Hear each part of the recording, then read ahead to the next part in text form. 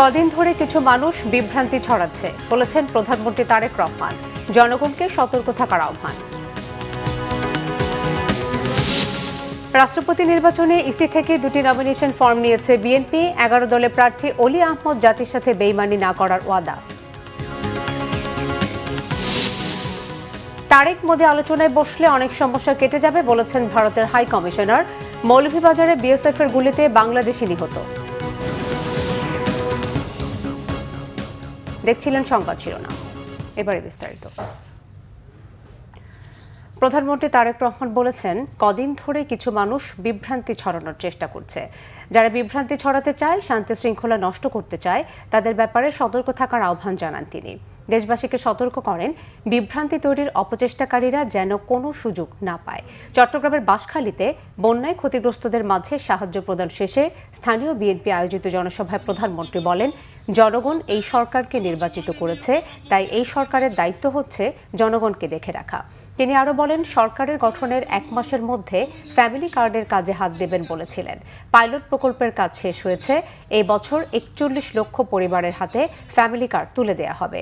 লবণ চাষিদের কষ্ট লাঘবেও সরকার কাজ করছে জানিয়ে প্রধানমন্ত্রী বলেন, সমুদ্রকেও কাজে লাগাতে হবে। তিনি বলেন, চীন বিনিয়োগ করলে চট্টগ্রামের মানুষ তাতে কাজ করতে পারবে, এতে দেশের অর্থনীতি শক্তিশালী হবে। তিনি বলেন, অপরিকল্পিত বিদ্যুৎ জ্বালানি খাতের উন্নতি করতে হলে কিছুটা সময় দিতে হবে।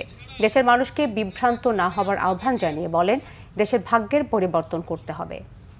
জ্বালানি ব্যবস্থা বা বিদ্যুৎ ব্যবস্থা যেটি অপরিকল্পিতভাবে যেই ব্যবস্থা গুটি কয়েক মানুষকে সুবিধা দিয়েছিল, সেটি যদি জনগণের স্বার্থে সেই পরিকল্পনা করতে হয়, স্বাভাবিকভাবে কিছু সময়ের প্রয়োজন।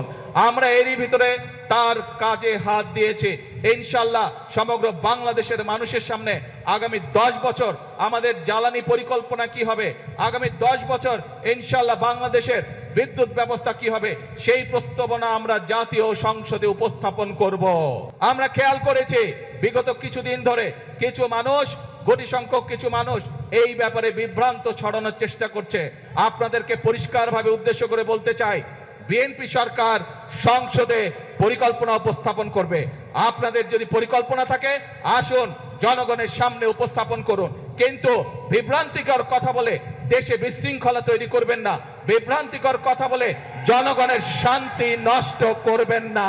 পৃথিবীর বহু দেশ আমাদের পরে স্বাধীন হয়েছে, কিন্তু তারা কাজ করার মাধ্যমে, পরিশ্রম করার মাধ্যমে তাদের দেশকে অনেক দূর এগিয়ে নিয়ে গিয়েছে। কাজেই আর পিছনে থাকা যাবে না, আর পিছনে পড়ে থাকা যাবে না। এখন একটি লক্ষ্য, একটি উদ্দেশ্য, জনগণের জীবন মান উন্নত করা, দেশের ভাগ্যের পরিবর্তন করা। দেশের 23তম রাষ্ট্রপতি নির্বাচনের জন্য নির্বাচন কমিশন থেকে 2টি মনোনয়নপত্র সংগ্রহ করেছে বিএনপি। রাজধানীর আগারগাঁও নির্বাচন ভবনে প্রধান নির্বাচন কমিশনারের কার্যালয় থেকে মনোনয়ন 2টি সংগ্রহ করেন বিএনপির সিনিয়র যুগ্ম মহাসচিব ও প্রধানমন্ত্রীর উপদেষ্টা রুহুল কবির রিজভী এবং বিএনপির ভাইস চেয়ারম্যান ও জাতীয় সংসদের চিফ হুইপ নুরুল ইসলাম মনি।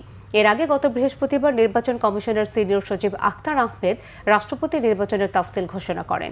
ঘোষিত তফসিল অনুযায়ী 13 আগস্ট সকাল 10টা থেকে বিকেল 4টা পর্যন্ত প্রধান নির্বাচন কমিশনারের কার্যালয়ে মনোনয়নপত্র দাখিল করা যাবে।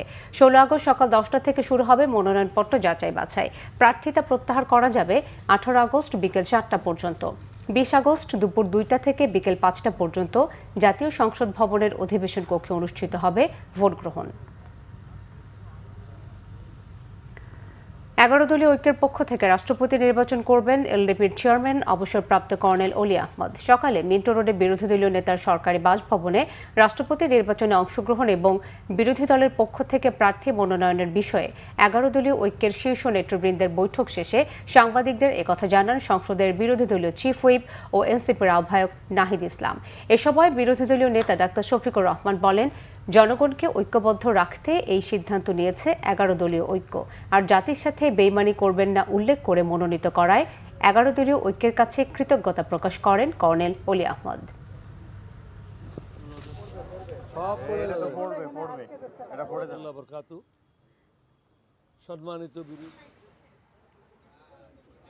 এই রাষ্ট্রপতি নির্বাচনে প্রার্থী হবেন আমাদের 11 দলেরই শরিক দল এলডিপির সম্মানিত চেয়ারম্যান কর্নেল অলি আহমদ। উনি 11 দলের পক্ষ থেকে রাষ্ট্রপতি পদে প্রার্থী থাকবেন 11 দলের। আমরা মনে করি দেশের এই যে সংকট একটা চলছে, এই সময় দেশে যে ধরনের অভিভাবকত্ব প্রয়োজন, রাষ্ট্রপতি হিসেবে আমরা মনে করি কর্নেল অলি আহমেদ উপযুক্ত এবং ওনার অভিভাবকত্বে বা ওনার নেতৃত্বে এই সংকটগুলো নিরসন হওয়া সম্ভব বলে আমরা মনে করি।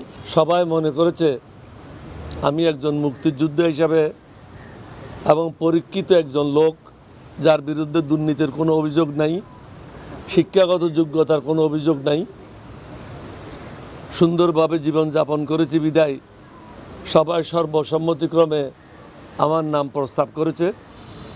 আমি সমগ্র জাতির কাছে কৃতজ্ঞ, 11 দলীয় ঐক্য জোটের সকলের কাছে কৃতজ্ঞ। 24 জুলাই আন্দোলনে তৎকালীন প্রধানমন্ত্রী শেখ হাসিনার নির্দেশে ইন্টারনেটের স্পিড কমাতে সাবেক আইসিটি প্রতিমন্ত্রী জুনায়েদ আহমেদ পলককে নির্দেশ দিয়েছিলেন ওবায়দুল কাদের। এমন একটি কল রেকর্ড হাতে পেয়েছে তদন্ত সংস্থা।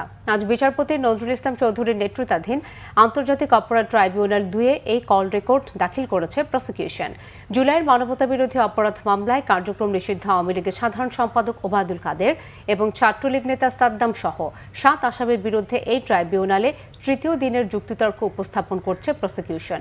এর আগে এই ট্রাইব্যুনালে যাত্রাবাড়িতে পুলিশ কর্মকর্তার ছেলে ইমাম হাসান তাইম হত্যা মামলায় ডিএমপির সাবেক কমিশনার হাবিবুর রহমান সহ 11 আসামির বিরুদ্ধে সাক্ষ্য গ্রহণের তারিখ পিছিয়ে দেওয়া হয়েছে। অন্যদিকে ট্রাইব্যুনাল 1-এ বেশ কয়েকটি মামলার বিচারিক কার্যক্রম চলমান রয়েছে।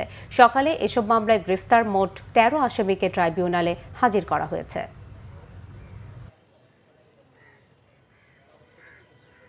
ভাই সালাম আলাইকুম। জি সালাম আলাইকুম ভাই, পলক বলছি।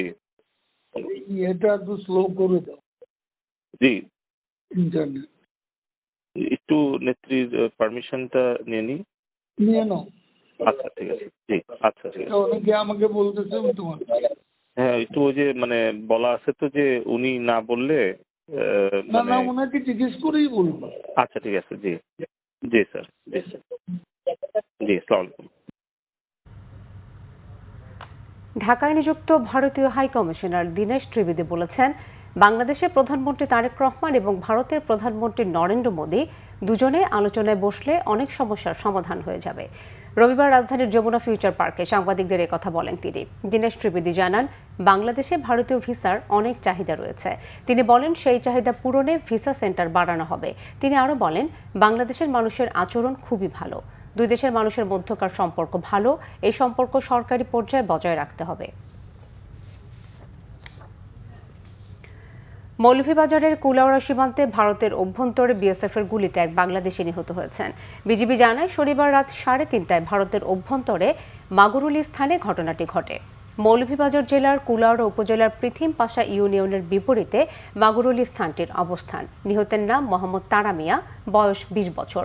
কুলাউড়া উপজেলার মুরাইছড়া বস্তি গ্রামের আব্দুল মালিকের ছেলে তারা মিয়া ও 4 থেকে 5 জন ভারতের অভ্যন্তরে প্রবেশ করলে বিএসএফ গুলি করে। এতে তারা মিয়া গুলিবিদ্ধ হলেও বাকিরা পালিয়ে যায়। বিজিবির অধিনায়ক লেফটেন্যান্ট কর্নেল সরকার আসিফ মাহমুদ বিষয়টি নিশ্চিত করেছেন। আন্তর্জাতিক হরমুজ প্রণালী আবারও খুলে দিতে যুক্তরাষ্ট্রকে 6টি শর্ত দিয়েছে ইরান। ওয়াশিংটন শর্তগুলো মানলেই হরমুজ পুরোপুরি খুলে দেওয়া হবে বলে জানিয়েছে ইরানের ইসলামী বিপ্লবী বাহিনী আইআরজিসি। তবে ইরানের সাথে পুরোপুরি একমত না হলেও আলোচনার ভালো অগ্রগতির দাবি করেছে ওয়াশিংটন। হরমুজ প্রণালীতে ইরানের বন্দরগুলোর উপর থেকে মার্কিন নৌ অবরোধ তুলে নেয়া, ইরান ও তার মিত্র দেশগুলোর উপর হামলা বন্ধ করে মার্কিন সেনাদের ফিরিয়ে নেয়া, যুদ্ধের ক্ষতিপূরণ ও ইরানের জব্দকৃত সম্পদ ফিরিয়ে দেওয়ার শর্ত রেখেছে তেহরান। যুক্তরাষ্ট্র এসব শর্ত না মানলে ওমানের সাথে চুক্তি হলেও হরমুজ প্রণালী পুরোপুরি খুলবে না বলে সাফ জানিয়েছেন ইরানের পররাষ্ট্রমন্ত্রী আব্বাস আরাকচি। ইরানের শর্ত মেনে নেওয়া হবে কিনা এ বিষয়ে এখনও কোনো প্রতিক্রিয়া জানায়নি ওয়াশিংটন। তবে ইরানের সাথে সব বিষয়ে একমত হতে না পারলেও আলোচনায় ভালো অগ্রগতির দাবি করেছেন মার্কিন ভাইস প্রেসিডেন্ট জেডি ভ্যান্স। মার্কিন গণমাধ্যম ফক্স নিউজকে দেওয়া সাক্ষাৎকারে ইরান হরমুজ থেকে টোল না নেওয়ার শর্তে রাজি হয়েছে বলে দাবি করেন ভ্যান্স। এই ছিল এখনকার মতো। পরের সংবাদ সন্ধ্যে 6টায়। এর আগে 5টায় রয়েছে নিউজ টপ 10 দেখার আমন্ত্রণ। ধন্যবাদ সবাইকে।